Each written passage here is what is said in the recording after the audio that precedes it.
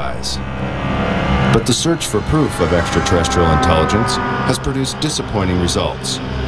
The best so-called evidence has only been a few photographs and film clips. But now, all that's about to change.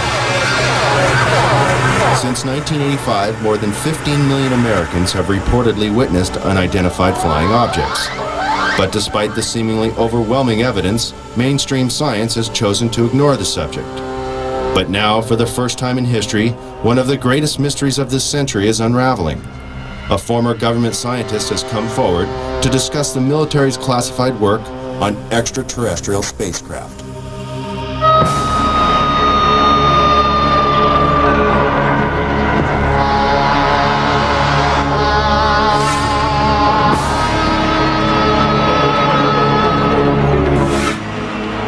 The end of World War II and the invention of the atomic bomb signaled a new era of international mistrust. Since the earliest days of the Cold War, which coincides with the Roswell incident and the start of the modern UFO era, the military has been especially secretive about its advances and achievements, while always searching for the perfect weapon or super sophisticated tool of espionage.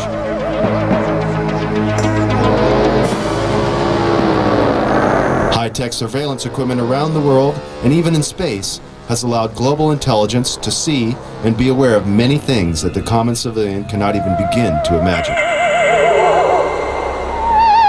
The military recruits many talented civilians when special expertise is required. And propulsion systems expert Bob Lazar claims he was one of them. In this exclusive interview, he gives his detailed account of his employment with the Department of Naval Intelligence at the top-secret facility known as S4, where, according to Bob, he was hired to work on recovered alien spacecraft. This now not-so-secret military base at Groom Lake, Nevada, is known as Area 51, or Dreamland, as insiders like to call it. Born in 1959 in Coral Gables, Florida, Bob has lived much of his life in Las Vegas, Nevada. With degrees in physics and electronics from MIT and Caltech, he has dabbled in everything from chemistry to fireworks in an effort to understand the finer points of propulsion. He has even assembled a jet car with a 22,000 horsepower engine salvaged from a Navy F-3D Skynight that is capable of land speeds of over 350 miles per hour.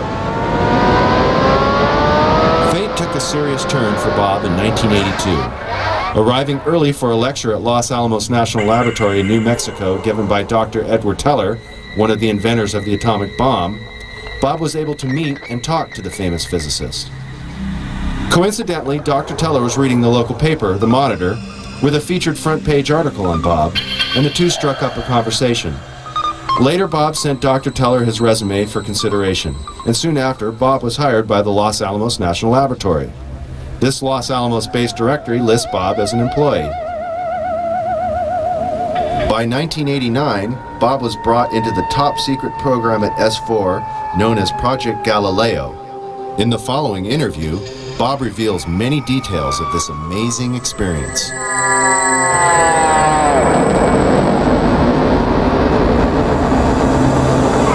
Did you witness any disk technology at Area 51? No, there was absolutely no ET craft, ET technology, anything like that at Area 51. This is why S4 was made specifically to separate it there. People at Area 51 do not have the clearance. How long were you employed at S4, and when were you hired?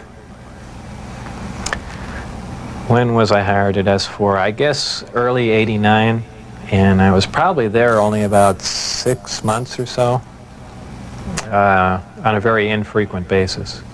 How were you transported to and from work? At the time that I was working there at McCarran International Airport in Las Vegas, there was a Special Projects EG&G building. When I was told to go to work, I drove there, parked my car there, and got in a plane at the airport, flew to Groom Lake, where I deplaned and waited for a bus, and the bus drove me down to S4. The S4 facility is an area just off the Papoose lake bed, dry lake bed, and it consists of 9 hangars. The hangars have sloped doors on them with a sand texture coating. around the opposite end of the hangars. There's the standard entrance where you're dropped off at, go through a security check, and inside there's a small complex. There is some office space, there's several laboratories, the hangars themselves, of course, and a few other places. I didn't have free rein to go wherever I wanted to. Everywhere I went to, I was essentially escorted, so that was really all about that I saw. Inside the facility, what was the basic layout? Were there underground levels? I don't think there were any underground levels to it, though there could have been. I don't think it was, you know, an extensive underground facility. It just looked like an installation that was butt up against a mountain. And, you know, I didn't see any evidence of any stairs going down, elevators, or, but like I said, I don't know. There could have been, and I just might not have been permitted in those areas. It's difficult to really surmise how long it had been operational. Everything did look fairly new. By that I mean I don't think this installation was there in the early 70s. Nothing was worn. Things look fairly freshly painted. So, you know, as a ballpark guess, I would say it would really surprise me if the installation was older than 5, 7, 10 years, something like that. His burden Is killed in the project. What exactly happened there? Allegedly, obviously, I didn't see this, and I don't know it to be fact, but this is what I was told, that I was hired to replace one of a couple people that were killed while working on one of the reactors from one of the crafts. Apparently, they, for whatever reason, cut open an operating reactor, and the device exploded, killing both of them. The scientists that were killed there, allegedly the detonation from the explosion was fairly large. It would have rivaled a small tactical nuke. So it was done at the Nevada test site, and it was to be passed off as an unannounced nuclear test. Did you have any direct contact or communication with aliens? No, not at all. Tell us about the briefing files. Under what conditions did you gain access to them?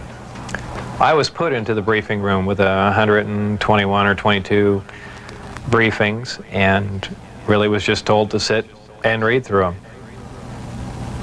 I think they were there just to mainly educate me on what was going on. They weren't a complete in-depth explanation on everything else, but just essentially a brief synopsis on some of the other projects that were going on there.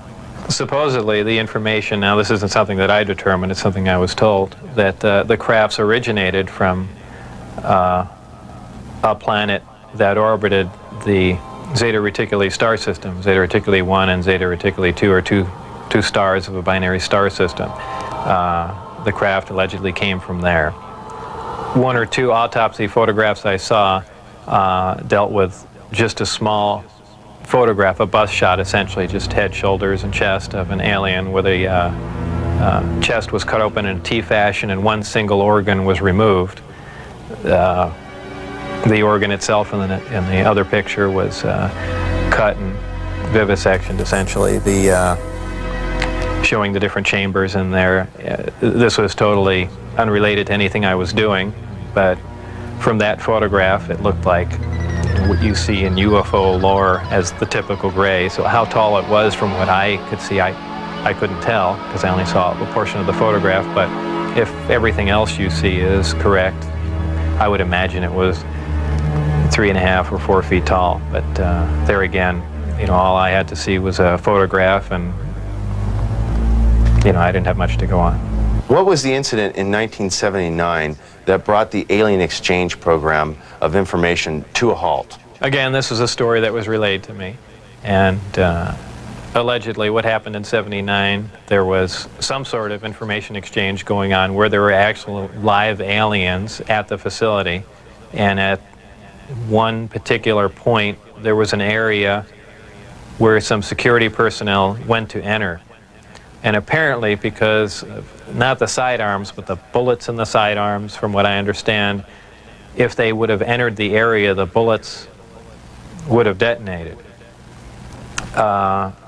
And supposedly one of the creatures tried to stop the security personnel from entering the area, and a fight ensued. And the bottom line from the altercation was that the security personnel, I don't remember how many were involved, but were all killed, and they died of head wounds, and that's all that I heard of that story. What was your job description at S4? My official job description was a senior staff physicist. I don't know if I actually had that position when I was there, because I was there so infrequently. I wasn't supervising anyone, so that was the official position I was hired under. But whether or not I actually acted in that capacity, I don't know. What was the size of the staff working on Project Galileo? Well, there were 22 people employed there totally. And that was specifically for the Galileo project? No, for the entire project. Oh, I see. There were 22 people with majestic clearance. I had majestic clearance. Majestic clearance was designated as clearance 38 levels above Q clearance, and Q clearance is the civilian top secret clearance. When did you see your first disc? The first disc I saw, I believe it was the second, or I think it was the third time I was up there. Normally the bus pulled around to the opposite end of the facility, which was the main entrance, and that's where we went in. On this particular occasion, it pulled up to one of the hangar doors, which were normally closed, and the last one was open. We came out, and I saw the disc in the hangar.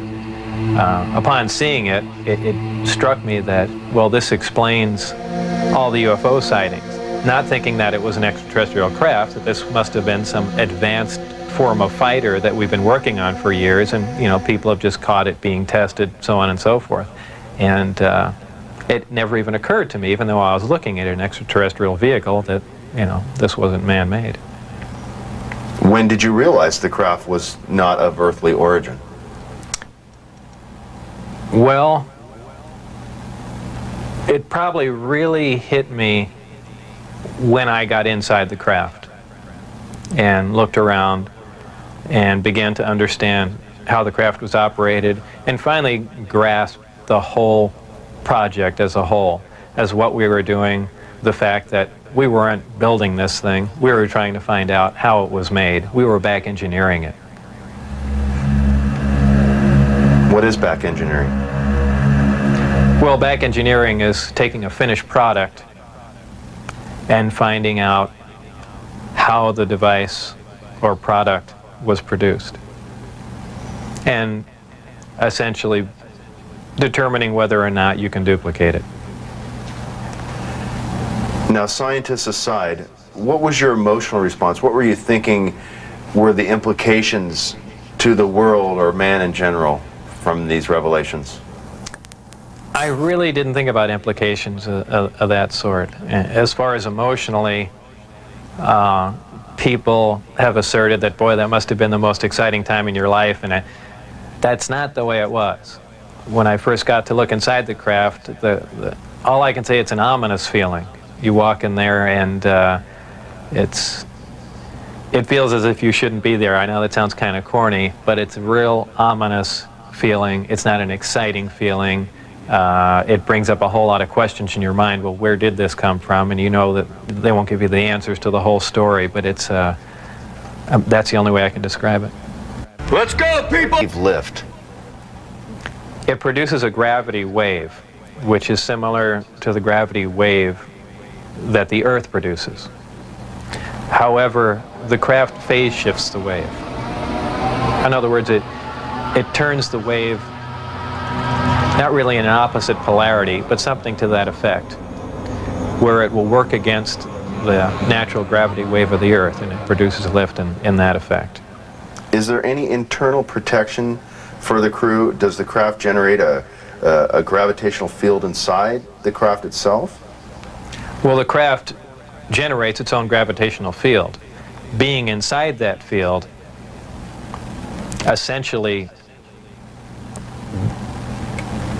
doesn't shield you, but essentially you're in, and this is a terrible way to say it, almost in a different realm, because you're now influenced only by that gravitational field. For instance, people wonder how a craft like this can make a turn at such high speed, a 90-degree turn, when they would imagine people slamming up against the wall or something to that effect. Well, that really wouldn't happen. Inertia would have no effect. You're in a distortion, and don't forget that gravity distorts time and space, so really nothing is going to influence you while you're in there. Describe the gravity amplifiers for us and some of their different operating configurations. There are 3 amplifiers. The craft can operate on a single one, can lift off the ground. The way in which it's propelled are 2 different ways. There's what they call Omicron configuration, where the craft is using one generator, or Delta configuration, where it's utilizing all 3. Delta configuration would be for space travel. Essentially, the craft will tilt up on its side, as opposed to a science fiction movie where you see a flying saucer moving around. The craft will tilt up on its side, focus the 3 gravity generators to a single point, and move through space that way. Moving around the source of gravity is a problem to a disk because it's interference, essentially. So what they do is they work with that interference to their benefit. They'll use one gravity generator to lift the craft off the ground. And as opposed to what we're used to, for instance, a plane, once it's in the air, we envision thrust or some force coming out the back of it to push it forward. The crafts work completely opposite of that. What they do is once they're hovering in the air, they'll swing the gravity, 2 remaining gravity generators up in front of them and create a distortion, essentially a downhill, and the craft rolls downhill for infinity. It's always chasing a little distortion. That's why they look goofy when they fly around at low speed, because they're essentially, and any time you run over, the gravity field around the Earth is not completely constant and stable, depending on the minerals and density of the Earth underneath it. The gravity will vary somewhat, and you will get odd movements of the craft. So its low-speed mode is kind of unstable for the most part. I only witnessed one test flight up close, officially. That I was just inside the hangar. The test was going off probably, just as the sun was going down. And it was a low-performance test. I believe there were some pilots or test pilots in the craft. The craft must have been retrofitted to fit them, because the seating arrangements were really not accommodating. They were in radio communication with the craft, which is kind of surprising to me, because the gravity waves that the craft was producing should have distorted the radio waves also. So apparently there's something there that I don't understand. The craft lifted off the ground, virtually noiseless, other than a small corona discharge on the bottom of the craft, indicating the presence of high voltage. That dissipated at about 30 feet, and it stood there completely silently, and moved over to the left, to the right, and sat back down. That was the entire test. However, that was an extremely impressive test. Maybe to someone that really knows little about science or anything, that wouldn't be a whole lot, but you have to realize this craft was about 52 feet in diameter. I don't know exactly how much it weighed, but it weighed a lot. And this was quite a scientific feat, to lift something completely silently, under control, and perform a maneuver like that.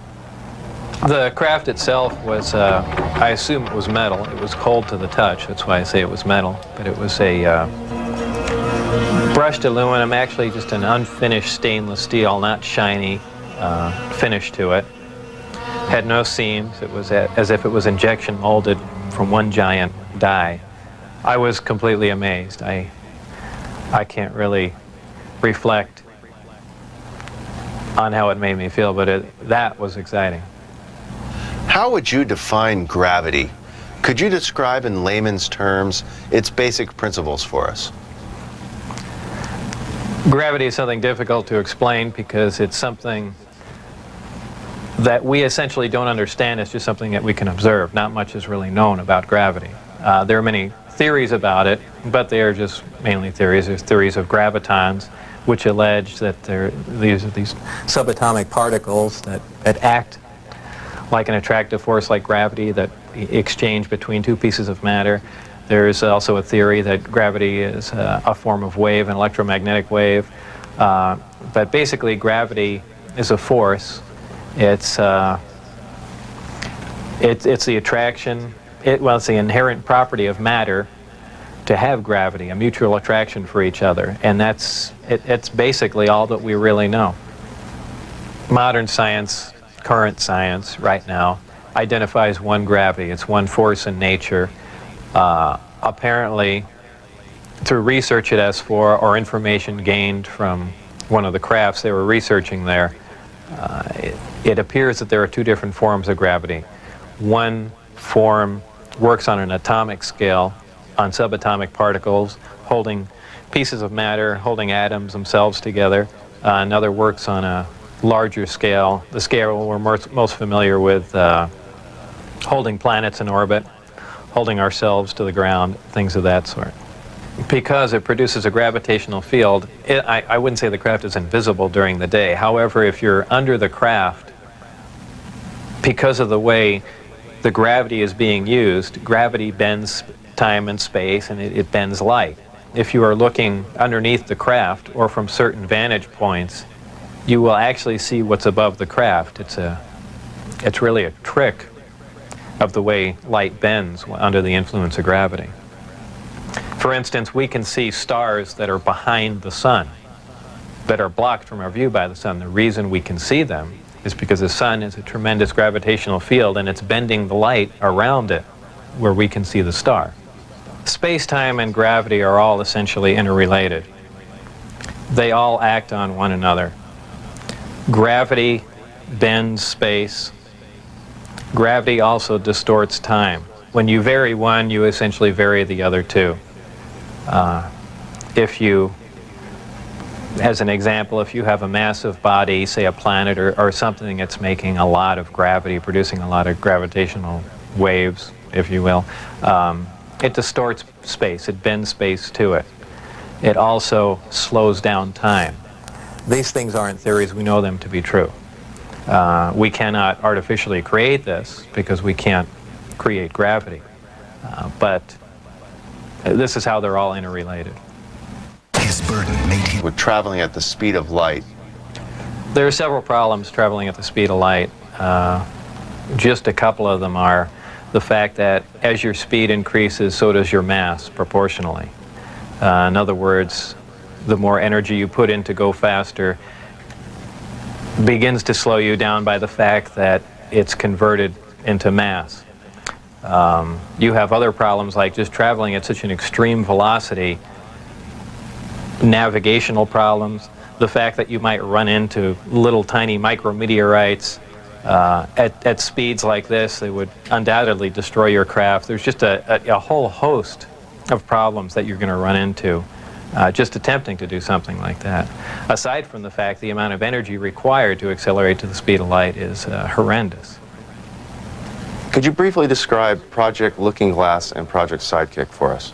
Project Sidekick was another project going on with Galileo. Galileo was the project that I was involved in. Sidekick dealt with any of the weapon potential of the craft, whether or not the craft had a weapon in it or could it be used as a weapon, but it had something to do with some sort of particle beam configuration where the gravity generator can be used as a lens to focus a weapon of some sort, similar to the SDI device we were working on in the 80s, but with the potential of a focusing device using the gravity generator. And Project Looking Glass?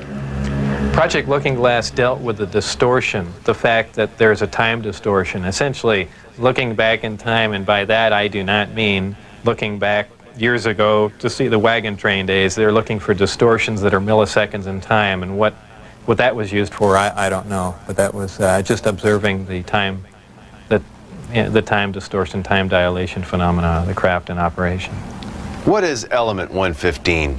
Is it found here on Earth, or is it strictly an extraterrestrial material?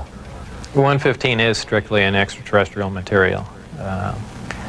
It probably occurs naturally in some other places maybe other star systems. You know, some people not familiar with science or chemistry say, well, that's ridiculous, all the elements occur on Earth, you know. But that's not true. There are elements on the periodic chart that aren't found on Earth. I believe the Heavy Ion Research Lab in Darmstadt, Germany, has reached element 112 recently. So 115 isn't that far away. And when they synthesize it, it's not like they're making a couple ounces of it. They're talking about 1 or 2 atoms of it. To make any usable quantity of a heavy element like that is virtually impossible. Element 115 is in the top of the reactor. And the base of the reactor apparently is a small, something similar to a cyclotron. It's a particle accelerator. A particle is accelerated to high speed and then deflected up a small tube, and it's aimed at the 115. This transmutes the 115, similar to the way we do that in a normal particle accelerator. This causes a reaction, a radiation emission that we really haven't seen before. It produces antimatter. This antimatter is guided down a tuned tube and reacts with a gas. When matter and antimatter react, they convert to 100% energy. This energy is converted, heat energy, is converted to electrical power in the reactor itself. This is done through a thermoelectric converter. And this electrical power is used to power other subsystems on the craft, though there is no wiring, you know, as we would know it. Also, that's almost a byproduct of the reactor. The reactor also sets up a gravitational wave from the 115 being bombarded. This gravitational wave is present at the top of the reactor and is essentially guided in the same way microwaves are guided, through tuned tubes. And this goes to their amplifying cavities and through the projectors that are in the bottom of the craft. With the gravity generators running, is there thermal radiation danger to the crew? There is no thermal radiation while the reactor is running. The thermionic generator is 100% efficient, which is in violation of the first law of thermodynamics. But in fact, it works. Element 115 is stable. And for those familiar with chemistry, we know that elements with higher atomic numbers have shorter and shorter half-lives.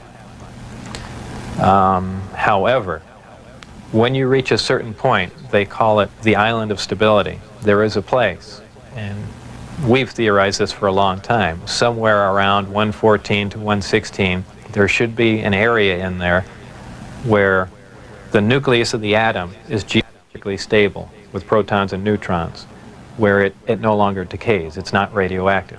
115 is in fact this element. In fact, it does occur again somewhere around element 247. Of course, you know, we're nowhere near synthesizing that. We can only, you know, predict things like that. But that's where 115 is.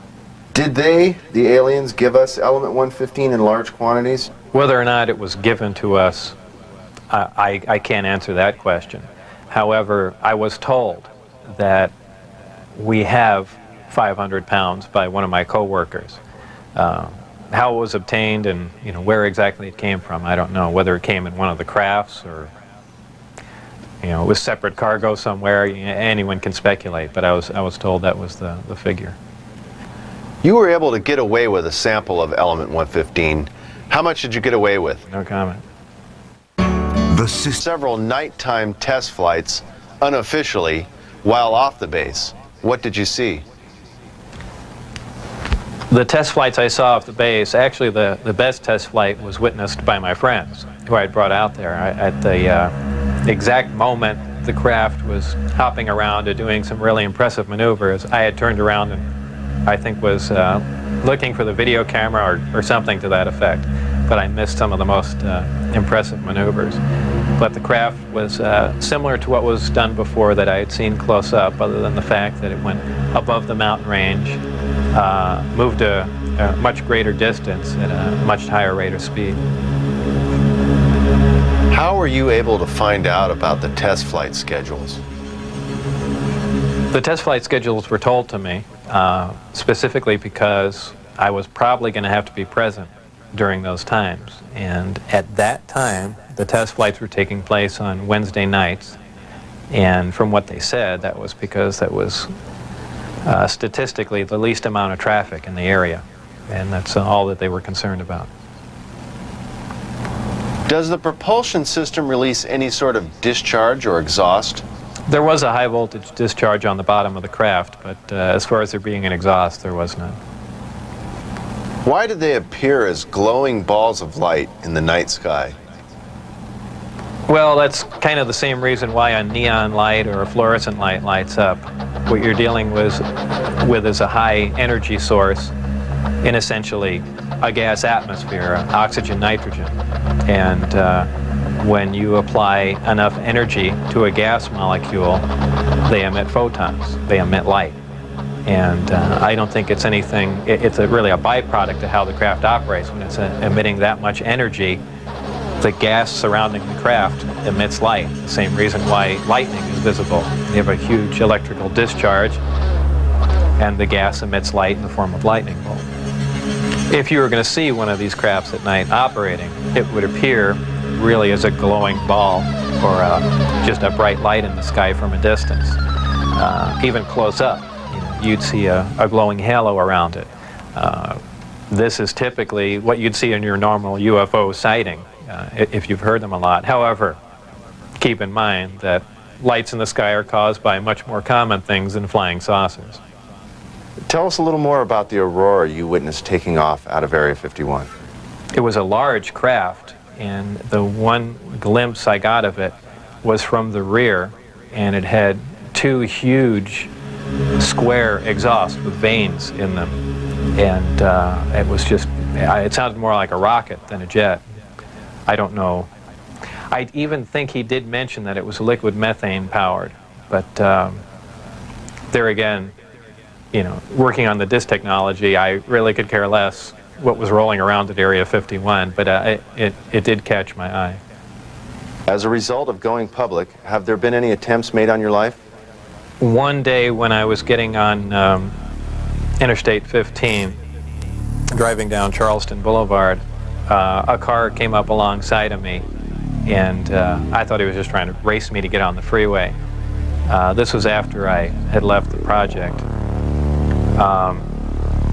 It was a white, boxy-looking car. Exactly what make and model, I don't know. But I accelerated to get on the freeway to go fast, and there was a gunshot, and the back of the car was hit, and I skidded off into the median. And I stopped, and I was frightened, and I just stood there because I thought the guy was going to be alongside of me and just shoot me. I had nothing to do. I was essentially paralyzed with fear, and I waited there, and then nothing else happened.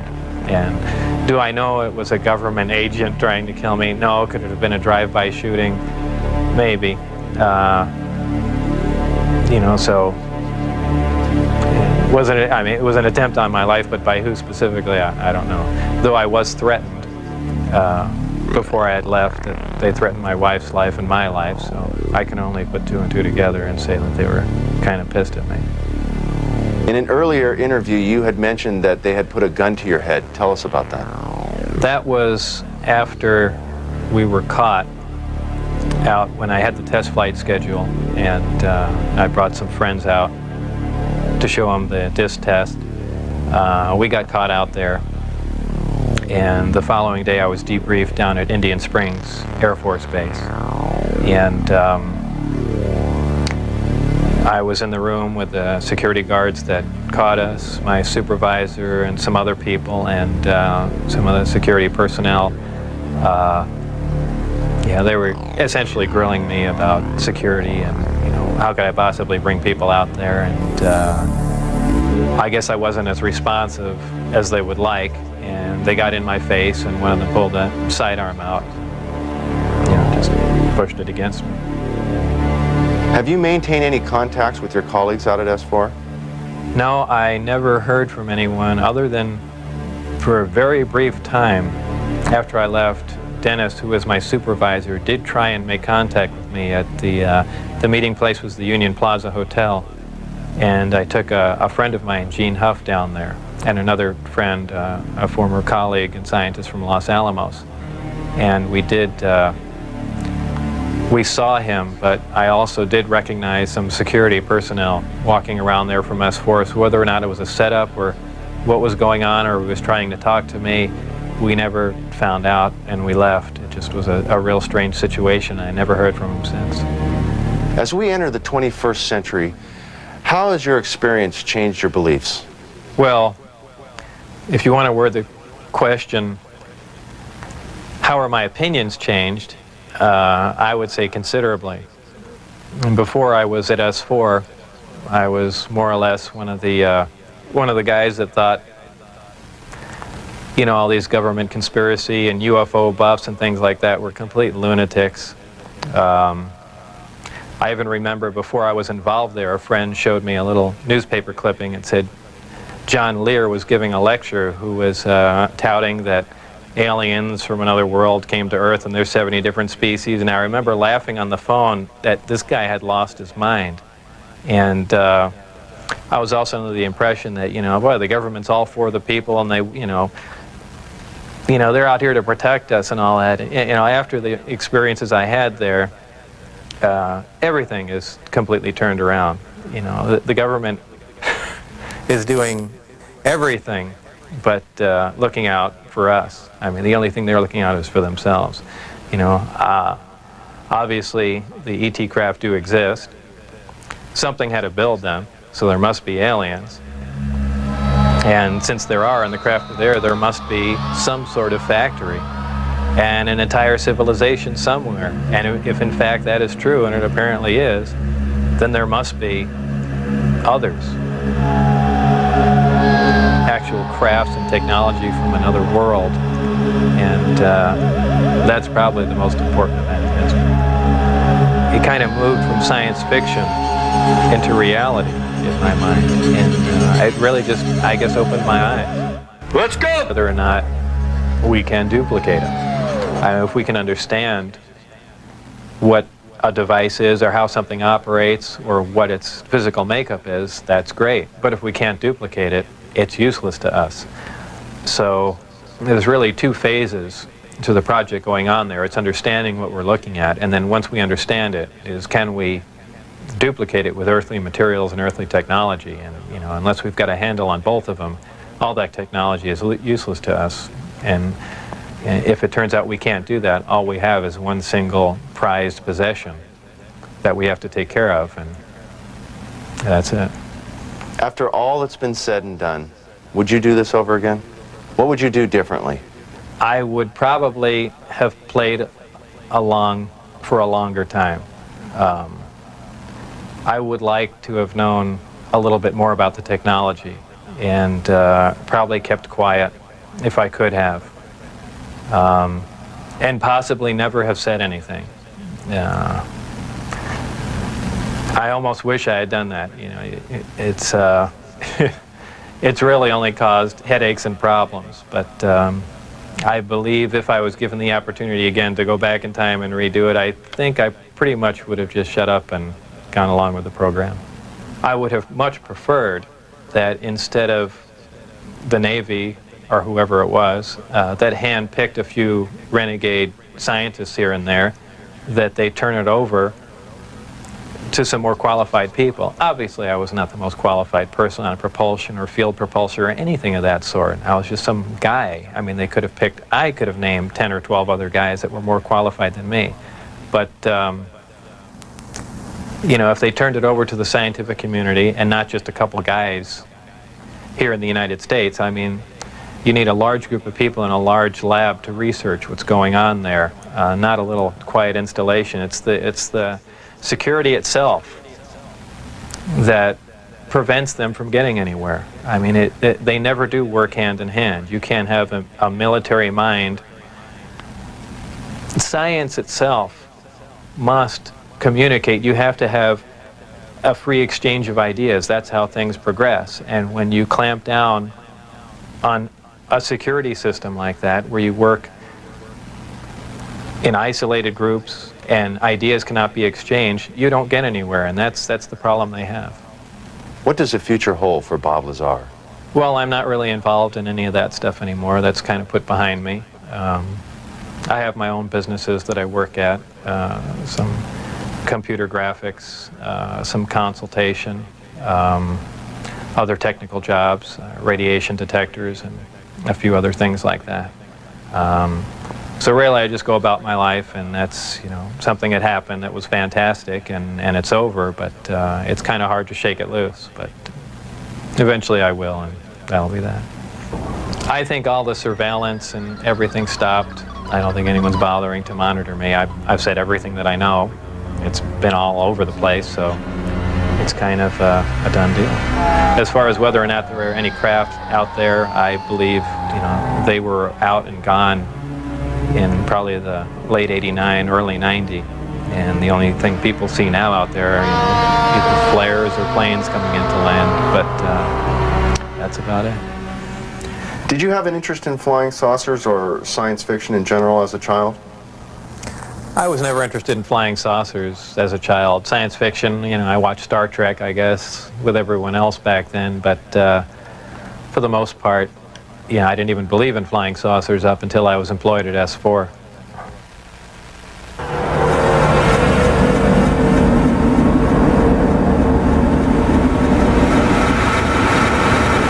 I couldn't help at one point in my discussions privately with General Secretary Gorbachev, when you stop to think that we're all God's children, wherever we may live in the world, I couldn't help but say to him, just think how easy his task and mine might be in these meetings that we held if suddenly there was a threat to this world from some other species, from another planet, outside in the universe.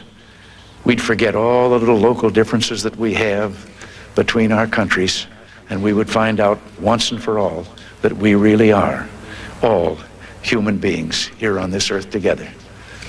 Well, I don't suppose we can wait for some alien race to come down and threaten us, but I think that between us we can bring about that realization.